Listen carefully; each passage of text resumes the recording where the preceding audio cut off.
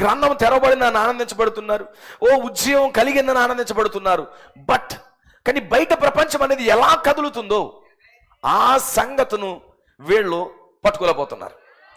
This is the problem today. ఈ మెసేజ్లోకి వచ్చిన సమస్య అదే, ఇప్పుడు మన మధ్యలో ఉన్న సమస్య అదే. కొన్ని అనుభూతులు బట్టి మనం సంతోషపడిపోతూ లోకములో, ప్రపంచములో దెయ్యపు ఆత్మలు ఎలా ట్రాన్స్ఫార్మ్ అవుతున్నాయో, ఏ విధంగా తిరుగుతున్నాయో, ఏ విధంగా పనిచేస్తున్నాయో, ఏ విధంగా సంఘం మీదకి వస్తున్నాయో మనము చూడలేకపోతున్నాము,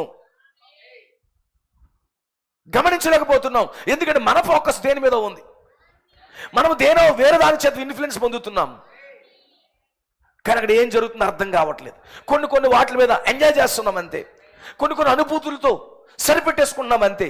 ఈరోజు చాలా మంది భక్తి జీవితంలో కొన్ని వాటితో వాళ్ళు సరిపెట్టుకుంటున్నారు. ఓ ఇంతవరకు చేసామా, ఓకే, ఐఎమ్ ఓకే అనుకుంటున్నారు. ఉన్న భక్తిని సరిపెట్టేసుకుంటున్నారు, ఉన్న స్థితిలో తృప్తి పడిపోతున్నారు.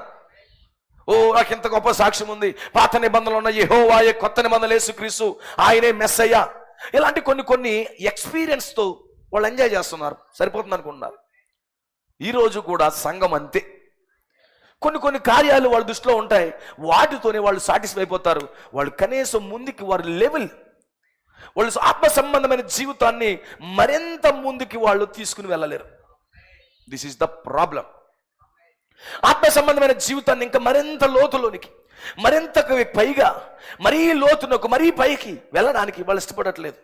They satisfied. ఏం జరుగుతుందో సొసైటీలో, లేకపోతే ఈ సమాజంలో, ఈ లోకములో ఎలా దెయ్యం పనిచేస్తుందో, వాడు ఎలా రంగులు మార్చుకుని వచ్చాడో, వాడు ఏ విధంగా సిద్ధపడుతున్నాడో మర్చిపోలేకపోతున్నారు, దాన్ని చూడలేకపోతున్నారు. This is the problem. Amen.